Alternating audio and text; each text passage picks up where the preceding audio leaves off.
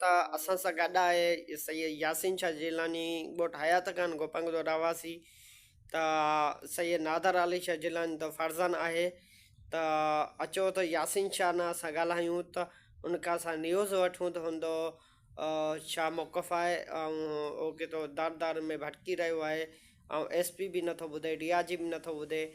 Deputy commission बि नथो ॿुधे, वज़ीर आला सिंध वॾे वज़ीर सैयद मुराद अली शाह बि नथो ॿुधे, जावल हक़ नजार घणो वज़ीर बि नथो ॿुधे। इन बाबति असां पुछंदासीं। अस्सलाम वालेकुम। वालेकुम सलाम। वालेकुम सलाम। अर्जा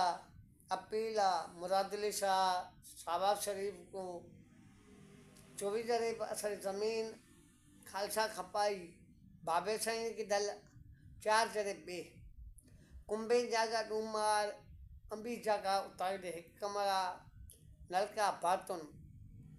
हयात खान ने गोत 24 जरे ज़मीन उन्हें तो हिस्सा असन तो कोनी देता उन्हें ने बात असन तो बोते ना इल्जाम पूरा तावीज़ है ना इल्जाम पूरा असा अपील को तो सिंध जियाजी मेमून साहब गुलाम नबी को और सिंध मुराद अली शाह वज़ीर आला को शहबाज शरीफ तो SP कंबर सदात को दिया जी लाकाना और DSP मीरो खान लीडर अकबर तुन्ना पठान तो DSP साहब सखर SP दिया जी ते भग भग खड़े थे पन्ने दोतले थाने ते लेता दे दे अजनी ते कुछ बाफन लेता मेरे घर में तो धक्क मारी ने आख ते ले उघाड़ा किताने रतेरा गारा किताने उन्हें बाद मैं को धक्क मारा ने गारा किताने लोन लपी साहब धक्क मारी ने मुंजी थी यानी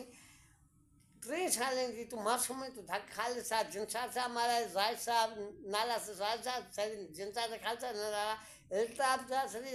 नाला मशहूर खालसा कुत्ता अपील करूँ तो मुराद अली साहब तो आऊँ कमालुद्दीन साहब तो आऊँ सरदार फिदा हुसैन आशफाक खान तो आऊँ अपील करूँ तो हाजी बक गोपांग तो मोहम्मद सलाह जमाल तो अर्ज करूँ था और रू अपील करूँ था मुजीम साहब कोल्होर अब्बासी साहब तो और कुछ मंसूरेंद्र साहब तो मीर नादर खान मंगसी तो सदा खान चांदे तो छबी का रेफा औरत